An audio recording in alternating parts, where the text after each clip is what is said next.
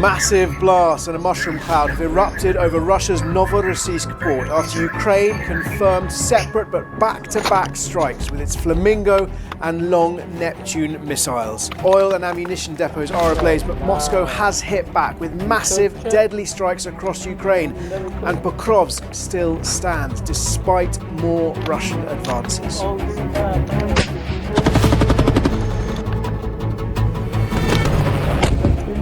Kharkiv again. My name is Jerome Starkey. I'm the defence editor at The Sun newspaper, and this is Frontline, your weekly roundup of the most important news from the war in Ukraine. Extraordinary footage has shown massive explosions and a mushroom cloud billowing over Novorossiysk at the eastern edge of the Black Sea. That is the port city where Russia's Black Sea fleet is now based after it was forced to retreat from Sebastopol in Crimea. Ukraine's armed forces have claimed that a massive joint operation involving the SBU intelligence service, the GUR, special operations and border guards were involved in striking multiple targets in Novorossiysk in Krasnodar Krai, including pipelines, pumping stations, oil storage facilities, berths, and there's unconfirmed reports that an ammunition depot is also ablaze. Military sources have suggested that an S-300 or S-400 air defence battery was struck. It may well have been a missile storage site that we've seen exploding. That situation is developing as we speak, and more details will certainly emerge over the next few hours and days. All of this, interestingly, comes after Ukraine's President Zelensky confirmed that Long Neptune missiles had been fired at targets inside Russia. And he said on social media, on his Twitter account, that Ukraine was producing more. And that comment came 24 hours after Ukraine's armed forces confirmed that it had been using Flamingo missiles and Bars missiles and indeed Lutyi drones, long-range drones, to hit targets in both occupied parts of Ukraine, in Zaporizhia and Donetsk, and against targets inside Russia. We heard from the Russians that a suspected Flamingo missile was intercepted over the city of Oryol. That's about 100 miles northeast of Ukraine's Chernihiv region, so not particularly deep inside Russia, certainly because the Long Neptune has a range of some 3,000 kilometers. The Bars has a range of about 800 kilometers, and the Lutyi drones have a range up to 2,000 kilometers. Now, interestingly, those Neptunes, of course, were the types of missile that Ukraine used really early on in the war to sink the Moskva, the flagship of Russia's Black Sea fleet. But over the years since, it's been developing that technology to increase the range of those missiles. And there's been a new cruise missile, ground-launched cruise missile, the Flamingo, introduced to Ukraine's arsenal. That Flamingo, important because in many ways it's Ukraine's answer to the Tomahawk. There's no suggestion that it's quite as powerful or capable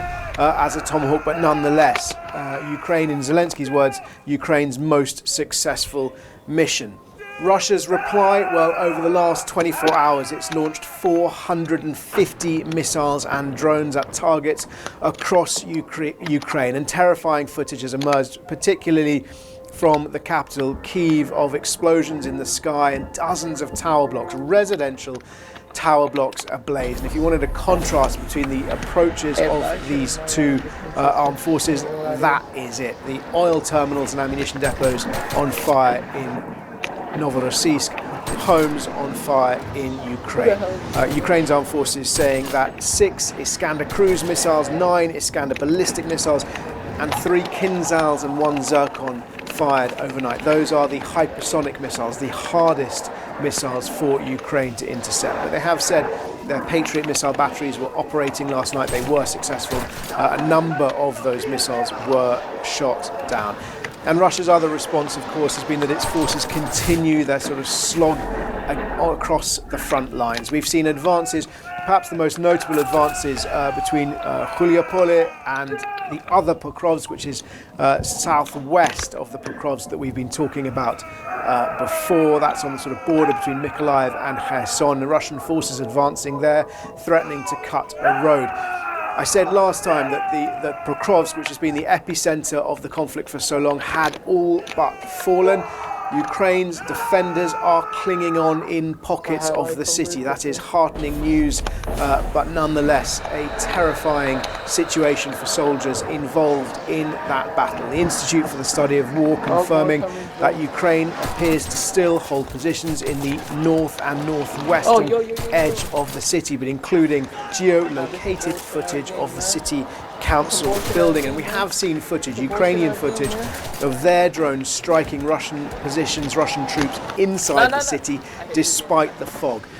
That's an achievement because obviously the fog has really inhibited the opportunity for drones to operate effectively, because these drones, many of them relatively simple drones, operate on sort of visible spectrum of optics, and when there's either rain, which stops them flying, strong winds, or fog, that makes it much harder. And that has created opportunities that Russia has exploited to gain this much ground. Firstly, to gain a toehold, and then indeed to fight its way through much of that city. Other reports today from Ukraine's GUR military intelligence unit warning that North Korea is preparing to send some 12,000 workers to Russia to work in a mega drone factory. Now, North Korea has already sent some 15,000 soldiers who deployed to Kursk and helped Russia repel Ukraine's assault into sovereign Russian territory over a year ago. This is different. Unclear exactly why, whether Russia has such an acute manpower shortage that it cannot staff its own factories. It's an indicator, though, of how important these Shahed drones have become for Russia and how desperate or urgently it wants to try and increase its production of them. I see this in the context of a report by the BBC's Steve Rosenberg this week, who was reviewing the Russian papers, and one report in the Russian press talking about how 7,000 Russian logistics transport companies are on the brink of bankruptcy. And across the private sector, it also reports that around 1 in 4 companies are defaulting on their debt repayments, indicative of the economic strain, particularly on civilian industries. And we have talked a bit on this show before about sanctions, the impact of sanctions, and of course on Ukraine's ongoing campaign of long-range strikes against oil and energy infrastructure, a mirror image of what Russia has been doing to Ukraine. And many of you asking quite legitimately, is it working? How long can the economy sustain? So that indicator from the Russian press inside Russia that the strain is beginning to be felt, or is continuing, I should say, to be felt. One other story to mention today is that President Zelensky appears to be mired in a corruption scandal, or at least aides of his, friends of his, have been dragged into a corruption scandal involving Ukraine's energy, repairs to Ukraine's energy infrastructure and arms manufacturers, including Firepoint. Has been named. Firepoint is the company that has been manufacturing the Flamingo drones. Suggestions that individuals close to Zelensky were involved in a $100 million money laundering scheme. Now, Ukraine has been a corrupt country for many, many years. Corruption is a problem there. It's no surprise in one sense that corruption continues, particularly if you imagine the system, the economy and government procurement processes like plumbing. What's happened as a result of this war is a huge high-pressure hose pipe that has been plugged in to try and get money in order to try and give Ukraine the means to continue to support itself and to manufacture the weapons it needs to defend Russia. So some element of leakage and corruption is inevitable, but this is, I think, a really serious concern for Ukraine, because fundamentally I would argue that corruption would be one of the greatest risks to the country in terms of undermining the appetite for support, undermining support for Ukraine among the publics of its closest and most reliable allies. And the other risk, of course, is the manpower crisis that we talked about last time, the manpower crisis that Ukraine continues to face. One other thing to mention today before we get to questions is just extraordinary footage we've seen of a Gatling gun, a rotating machine gun mounted inside a Soviet-era helicopter, a Ukrainian one, shooting down a Shahed drone. In fact, it was an M134 American minigun, the ones with rotating barrels so they don't get too hot, firing out of the side door of a helicopter at a drone. It's a reminder, in one sense, these Shahed drones, which are so effective at overwhelming Ukraine's air defences, partly because they're so cheap and Russia can fire so many of them, they're still relatively simple weapons. They can't swerve like a cruise missile. They don't hug the ground like stealth missiles. If you can get an aircraft up close to them, you can shoot them down with a machine gun. If you've got any questions, please don't hesitate to ask them in the comments below, and I'll do my best to answer as many as I can next time. A lot of you asking about manpower and recruitment, because obviously that we were talking about my experience and Angelina Jolie's experience on recent visits to Ukraine, where people we were working with were press ganged into Ukraine's armed forces. Question number one, slightly niche, I suppose. Should Poland arrest and deport Ukrainian exiles living there? I mean, fundamentally, I think Poland does and should continue to act within its own laws, and Ukrainian exiles living in Ukraine are not breaking the law, so therefore it would be, I would argue, illegal to send them back.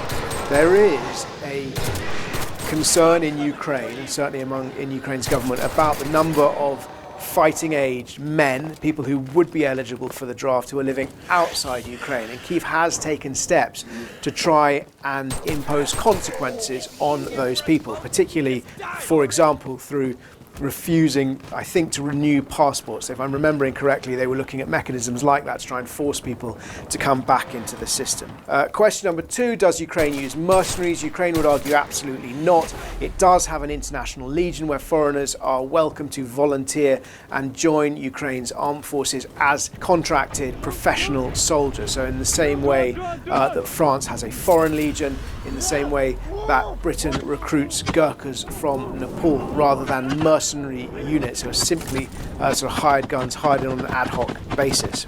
Question number three, could NATO or could troops from non-NATO nations be sent in? The answer, short answer, yes, in theory anything is possible, but what roles would those troops be doing? What would the relationship of those troops be to the countries from where they herald from? If those troops are fighting, then that would be, Russia would consider that an act of war. If those troops are taking over rear echelon roles, which has been suggested before to allow Ukraine's forces forward, then of course those rear troops would become vulnerable to air, missile and drone bombardments by Russia. If they were killed, that risks dragging that country in. So yes, it's possible, but it's fraught with the risk of escalation. Certainly, ministers in this country, in Britain, from the previous government, were very strongly advocating for Britain to do that, to send forces to eastern Ukraine to relieve the pressure on Ukraine's armed forces. It hasn't happened. There doesn't appear to be that same appetite to do it now. Britain's talking about the coalition of the willing. I think that feels like a red herring, though. This coalition of the willing, ready to send troops in at a moment's notice if there's a peace deal, relies entirely on Russia accepting those terms, accepting the deployment of Western forces in Ukraine. And that is, to use Vladimir Putin's language, the sort of what he would describe as a root cause of this conflict. I mean, he has started this conflict, but I can't see any way that he would agree to those sorts of conditions. And finally, is the UK increasing its production of Storm Shadow missiles? The short answer is yes. The government announced that in July, and it's also promised to invest £1.5 billion in a number of 6 ammunition and explosives factories. Thank you for watching. If you've got any questions, please do ask them in the comments below, and I'll do my best to answer as many as I can next time.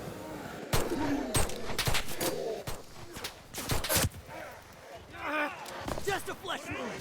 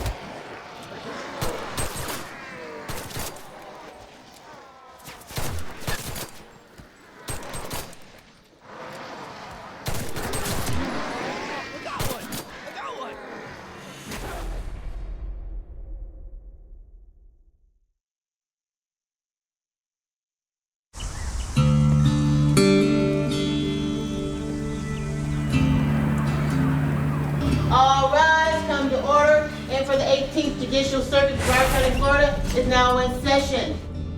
Hands out of the pockets. How old are you? 17. 15. 15. 17. 8 British teenagers are appearing in a US court. Hurry up, put your hand up on the wall. They're being sent to one of America's toughest jails. From the courtroom to incarceration, it's part of a radical intervention program for unruly teenagers and youngsters in trouble with the law. I beat this boy up to the point he was like unrecognizable. Sold like weed, sold heroin, crack, cocaine. With the UK's prison population the highest in Europe, and youth-related knife crime up over 60% in 5 years, this is the first time British teens have taken part in the programme. If you're only 15 years old and the police don't scare you, what is going to make you behave? His world is very scary to me. It really is. For 7 days, the teenagers, who have been signed up by their parents, will be living behind bars. This is real. 1,800 inmates, the worst of the worst. They will be pushed to their limits. Do we understand each other? Yes, sir. You want to say something? Touch me and I'll up in it. Touch me and I'll... Go on! Go on! Go on! What do you have to do?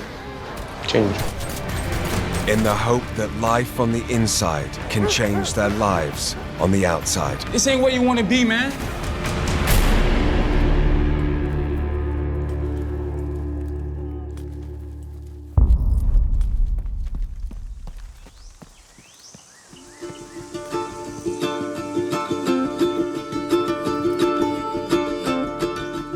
You're not going anywhere. The perimeter fence is loaded with concertina wire.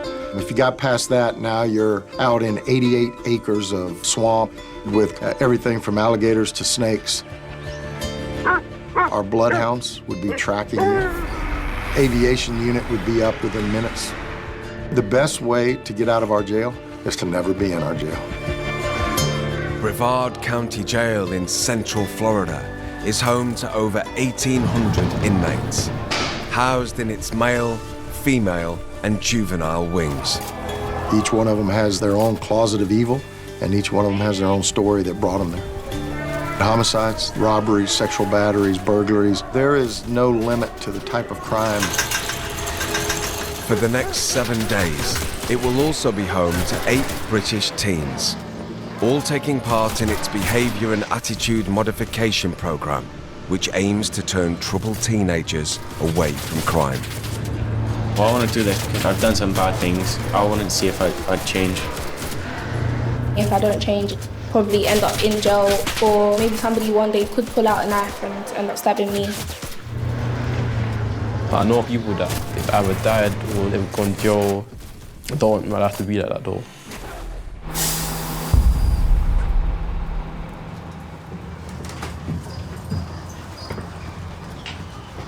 All right.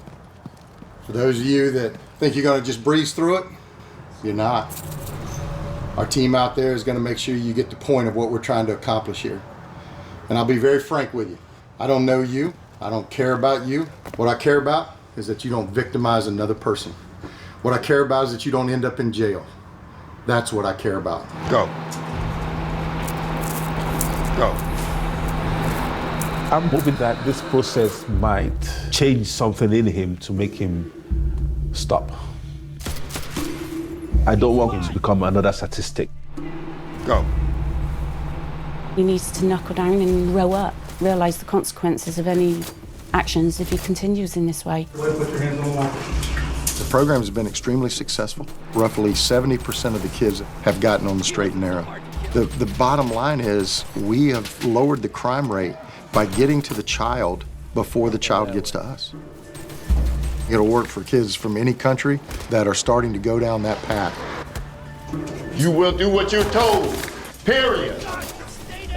Face forward. And I didn't ask you to talk. The scheme is run on the ground by Lieutenant Robbie Stokes, a 13-year military veteran. What you squirming for? What are you squirming for? Well, be still. When they first lay eyes on me, I make sure that I let them understand that you're no longer in control. I am in control of every aspect of your life. Keep your hands on the wall. Unless you are told, you keep your hands on that wall.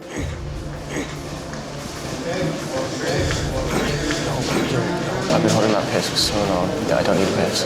What did I tell you about talking? Huh? Not to talk. Say that again. Not to talk. So why are you talking?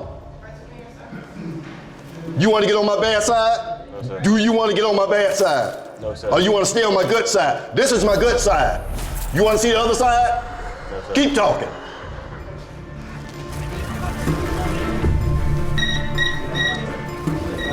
Teens in the program are booked into the jail just like any other individual. Everything comes off, underwear, everything. We're gonna give you a change of clothes. You're gonna have brown boxers. That's the jail uniform. Kids, take your hands out of your pants. You don't have nothing no more. Do you understand that? That's what happens when you come to jail. You don't have nothing. The main reason the police know me is because of motorbikes and stuff. My mum, she worries that I'm gonna get arrested. He doesn't like being told what to do, hence the situations we've had at school, hence the exclusions, hence the police knocking on the door. Let's go, young man.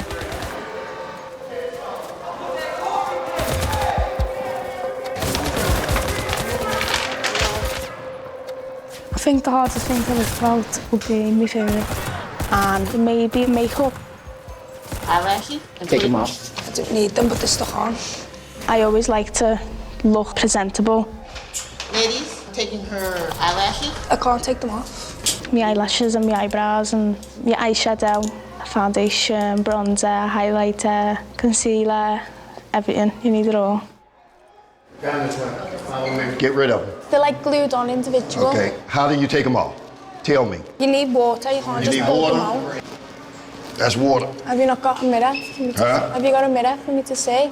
One more time. A mirror for me to look. She's difficult. Very difficult. She's arguing with us all the time. She was running around with the gangs and drinking and fighting. You got a letter off the police saying I'd had an ASPO. You're gonna take your hair ties, the ponytails? Them? These, you're gonna take them out? She's just angry with everything. I don't like you smiling at me. That tells me that you take me as a joke. And the last thing I want to be is a joke. Look at me. You can't look at me? What you keep smiling about? This ain't nothing to smile about. Get the smile off your face. The amount of trouble I've been in, to me, at the end of the day, it's kind of funny. Wipe it. Wipe it. And I didn't ask you to talk.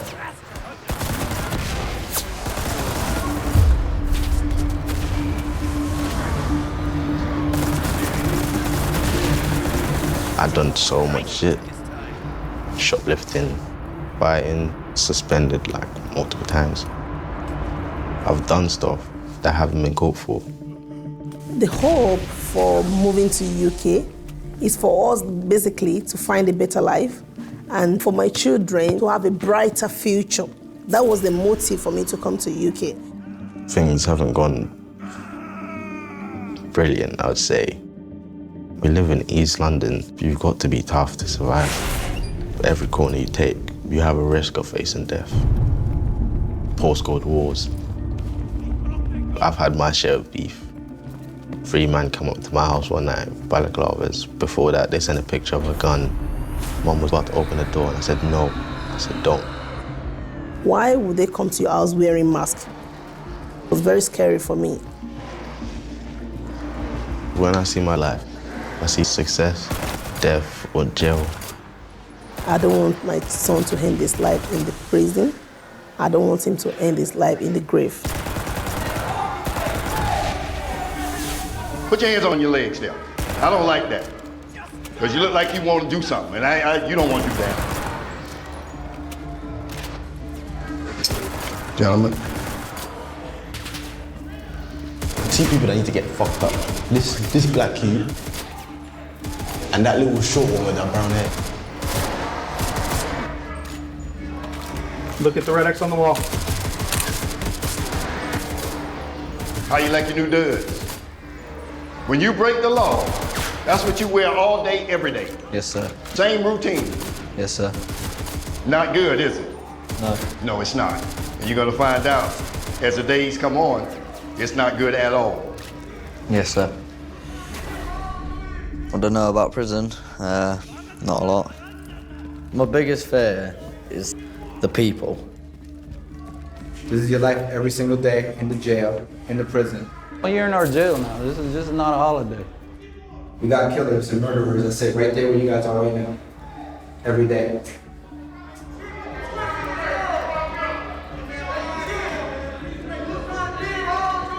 What in tarnation are you crying about?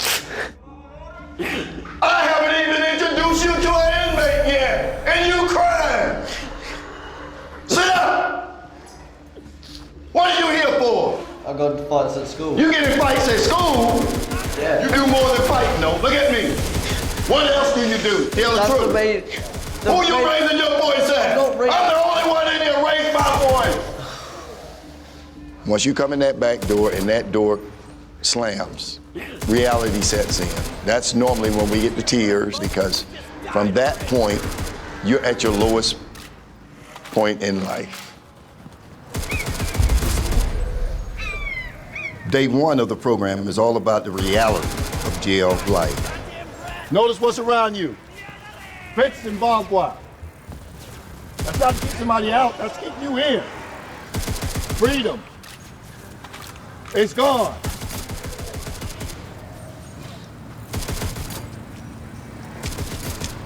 Guaranteed.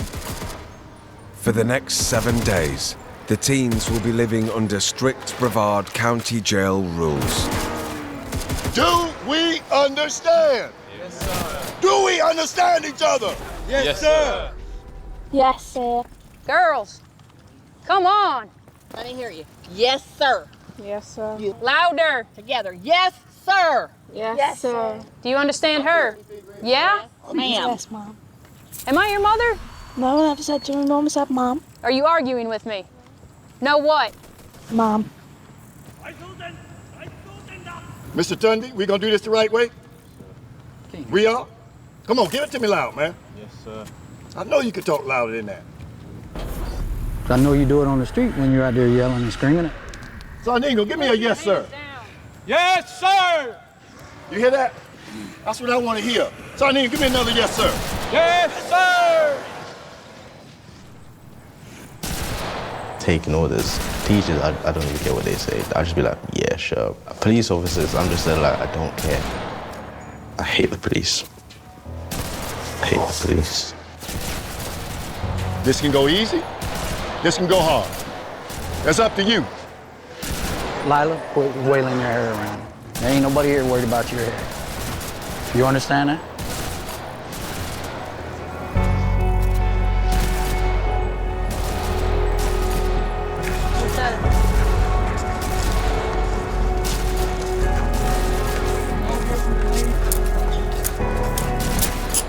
Keep your hands on the wall, gentlemen. Once unshackled, the teens are taken into the facility to meet the inmates for the first time.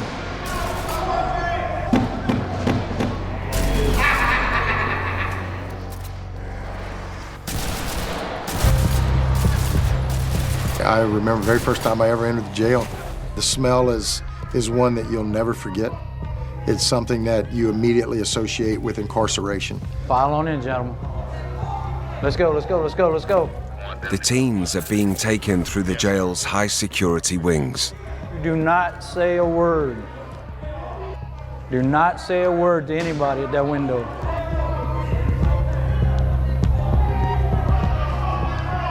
You want to fight? Come in here. You're in a place where you can fight every day. Either you're going to fight them or you're going to fight us. But you're only going to fight us one time. But you can fight them every day. Because you think you bad, there's always somebody bad. It's real. Are some of them naked? Are some of them naked? Yeah. Oh my God. What's the reason for putting on clothes? We ain't coming out. Jail for me is scary. In prison, you know your life is worth nothing. You can get killed by some random gang argument that you probably don't even know is happening. You will get bloodied up. You're gonna get very familiar with your roommates. Very familiar. You're gonna know what they smell like inside and out. Hands behind your back. Walk up to the door. 17-year-old Layla and 15-year-old Whitney are being taken to the female wing, home to 200 women in a variety of open dorms and cells. Get your clothes on. First things we have to say, get your clothes on. They don't care. They will walk around completely butt naked with each other. Oh, yeah, I just saw someone naked, yeah. Feel sorry for them in a way. Growing up, there's always been crime around me constantly. When I think of jail, I think of my family that have been in there. How many are in that one? 10 people in there. It just did not look normal. All the girls in there look sick.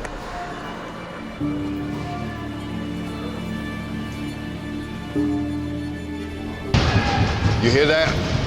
Now imagine them doing that all night long. All night. Come on around. Look in that cell right there. See how crowded it is? Imagine. Just imagine. They're not small guys.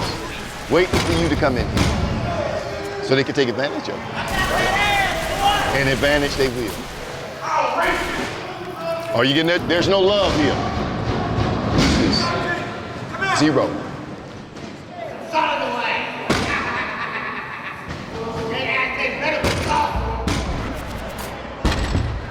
He can't have nobody else in there with him.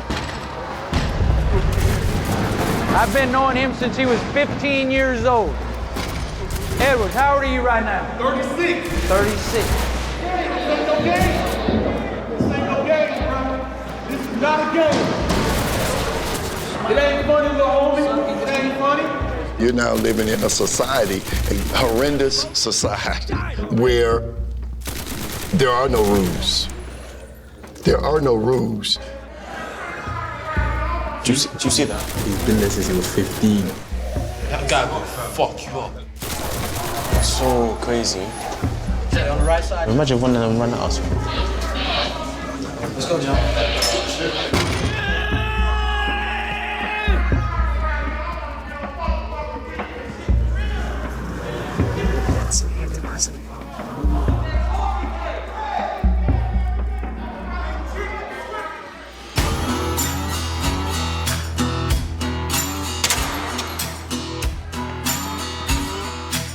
For the duration of their stay, the teens are given a jail-issue blanket, towel, toilet paper, and spare underwear.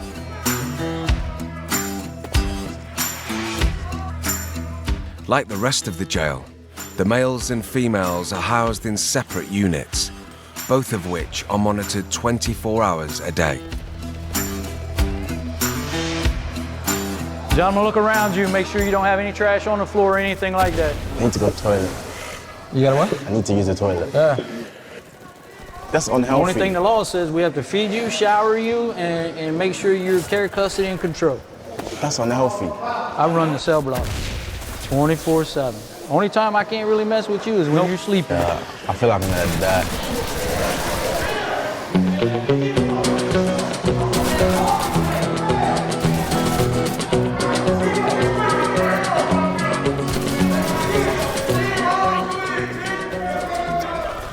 What the fuck is this? Do you want mine? No, thanks.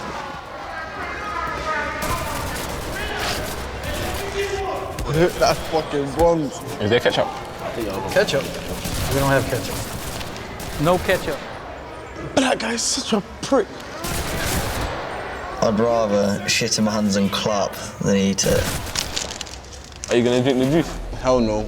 You're shitting yourself for ages. Flipping parasites to the other side. My school food was well good. We get like curly fries and shit like that all the time. No wonder you're fat.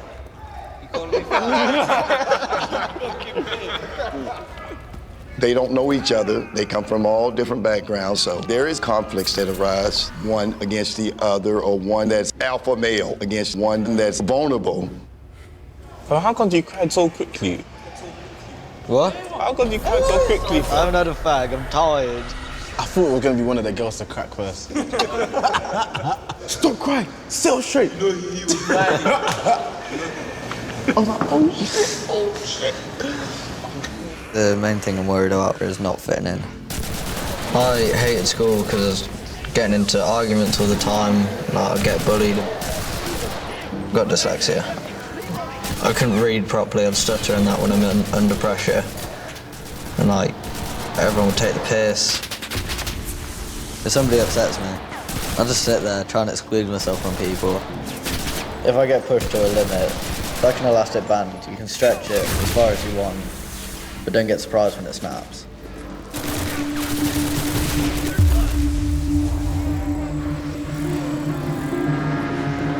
If there are motorbikes tearing around supermarket car parks or around recreational grounds, I can guarantee Hugh is one of those.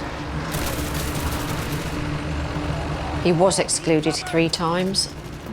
Hugh and a teacher didn't hit it off very well, and Hugh squared up to him and told him to fuck off. Because I didn't really see the point in school, and I didn't want to be there, so I was like, oh, fuck it, I'll go spend time with my mates. Hugh's had quite a charmed life. He's been skiing every year. He's had a pony, a brand new motorbike. Hugh has had every opportunity he could have possibly had. The stuff that I have done that's illegal, I've never been pulled up on. I know the warning signs. I've seen the way that this can all go horribly wrong. I worked as a prison officer in a male establishment, and it's scary. He needs to realise that if he ends up in the justice system, there will be nobody there to help him.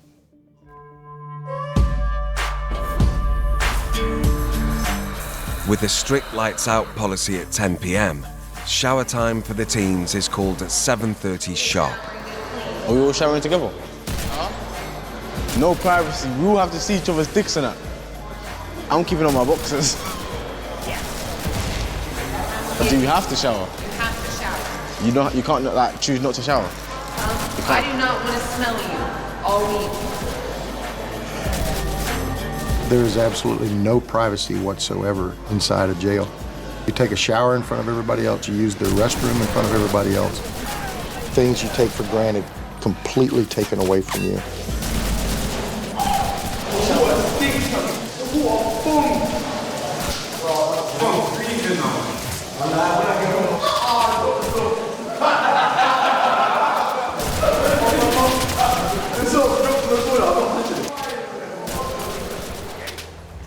That shower is terrible. The water's not even coming out properly. I couldn't even clean properly. It's so annoying. How come I weren't allowed to get it?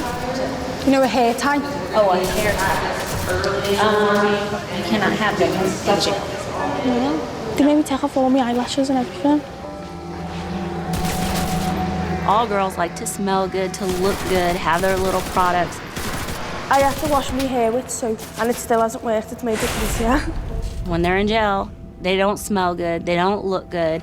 They will take pieces of thread out of a sheet to try to tie up their hair. They'll take toilet paper to try to roll their hair so they have curls. They'll try to braid their hair. They'll try to do all those things.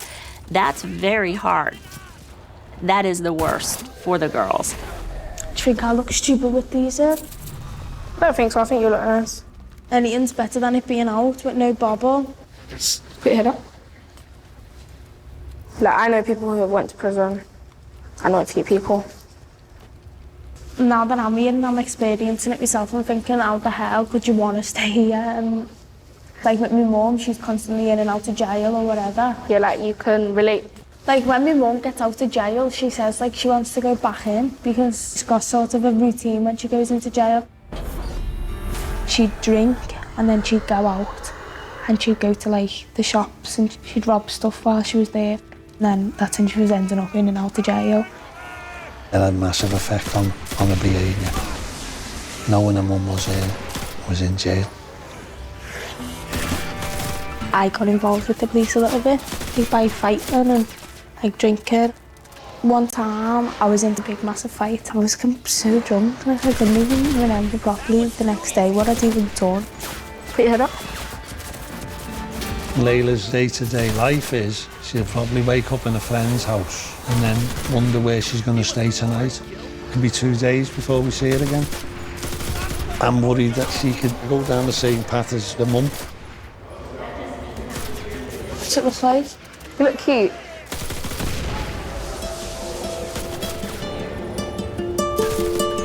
From my experience, I'm seeing a lot of kids, they come from families that have individuals that are in and out of jail. I want them to know you can rise above that. Just because you're in that environment doesn't mean that you have to become a part of that environment.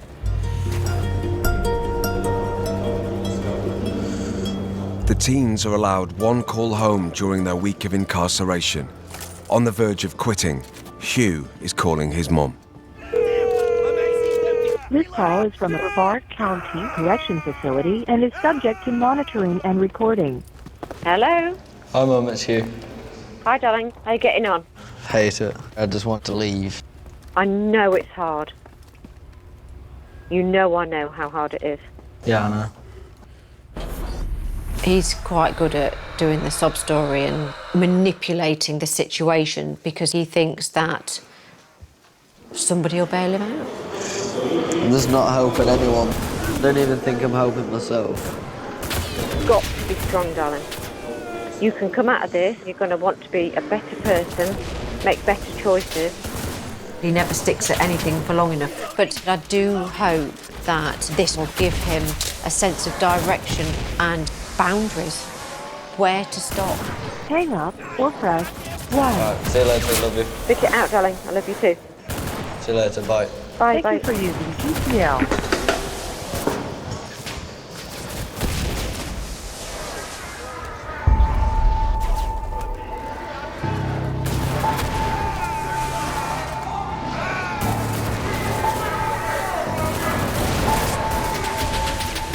As part of the program, each night just before lights out, the teens have to write journals about their experiences that day. The female cells made me quite sad when you see how lost and unwell they all look. It got me thinking about my mum. The other kids, they're dickheads, picking on me purposely to piss me off. If I see a chance, I might make a run for it. The officers are tricks. They would never break me. I would not back down. Go night lights.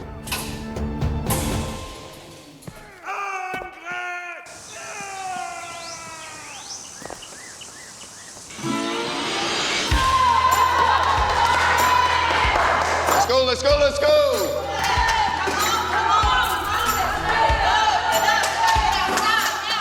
Each morning, the teens are woken at 6 a.m.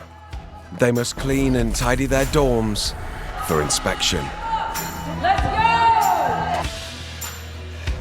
go! Day 2 of the program is all about work and discipline. Every towel should be folded the same. Every shoe should be positioned the same. Every stool should be in the same place. Most of these kids have never done hard work, never had a job before. Today, they're gonna learn that structure. There's a cockroach. That's disgusting. Well, we're trying to instill straight discipline. Listen to what we're telling you and walk the line. You guys are done? Who smokes it Sunday? You what? There's a dead bug, somebody pick it up. There's a dead bug? There's a dead bug, pick it up. I swept it up. 100% they put a bug back themselves. Not pricks. You didn't pick it up. I picked it up. What you gonna see? You calling me alive? Go check it out. There's a dead bug in the ground right there. Another dead bug. Hey, relax. You picked up the bug? Very good, thank you. I'm picking up a bug with my bare hands. Does it need to be marked? That needs to be refolded again. I can pull it off again. You do all Relax, relax, relax, relax, relax, relax. Happy? No. You're not happy? Fix it. Oh, you're violating mother. The full inspection is overseen by Lieutenant Robbie Stokes. You see that middle part, that middle line in your locker? They shouldn't be touching. Move them over. There you go. Looks good. We have to maintain this standard every. If you do it right the first time, we got no problem. Okay? It's time to get serious. Pay attention to detail. You got a lot of clowning in you, don't you? But you got to know when to do it. Okay? Sarge, you look pretty good.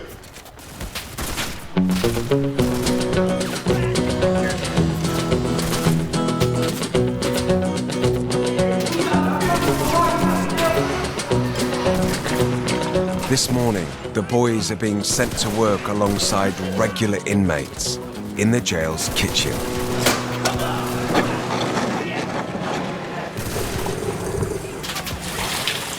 Doing a hose here. They're going to spray out all these campers that we transport the food in. You're gonna want to put on gloves. Oh, that stinks. Each boy is teamed up with an inmate in the hope they'll learn from their experiences. So why you keep fighting? You keep getting into fights at school, or is it just... I was fighting at school. People like chatting shit, so I get them in their place. I fight when people piss me off, like, I feel like that's the only way to resolve it. Because, like, people are never gonna learn until they actually get hurt. When today is angry, he doesn't care who is there. I feel like it's just caged up inside me. And when I get the chance to release it, it just comes out like a jackhammer. That's how it usually starts in here. I was 20 years old in prison. I got stabbed 3 times in 1 year. Almost died twice. I had to get 2 operations on my heart just to keep going.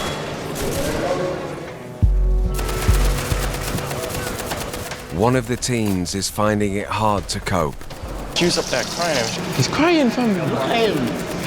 How? Today is just one of the worst experiences. This whole thing is horrible. Definitely the hardest thing I've ever done. No, fam, the only way I can cry is if someone punches me up. But no one shouted. I didn't hear no shouting. No one shouted at him. He's a big guy, you know. You don't cry when you're a big man. I highly doubt I could talk to any of the others about it, because, like, I don't know, there's all, like, taking the piss out of me, getting upset and all that. I don't want them taking the piss, because then I'll get angry. It makes me feel like I can't be myself in front of them.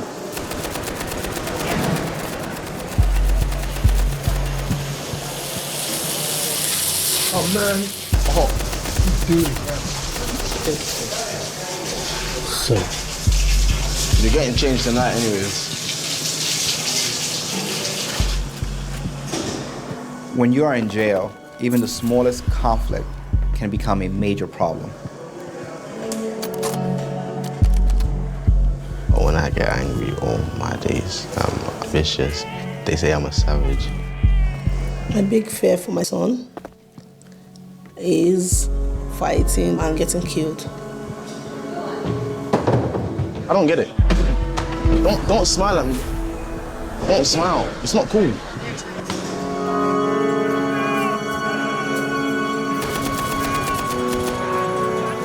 Sunday's attitude is a little concerning to me. He's rude, aggressive. If he doesn't upset one of these kids, he's gonna upset an inmate, and that ain't gonna end well.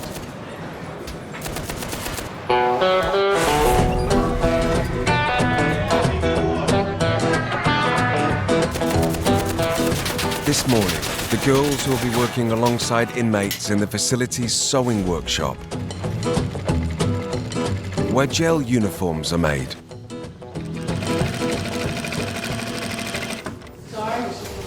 You can kind of see like the left sleeve goes up higher on the left. That's how I, Oh, yeah. yeah. But I still mark them anyway, just because it makes Just so, yeah. So what brought you to this program? Because I was just drinking and fighting. I have gone down that path too. I started drinking at a young age. I was actually 13, and then I started going to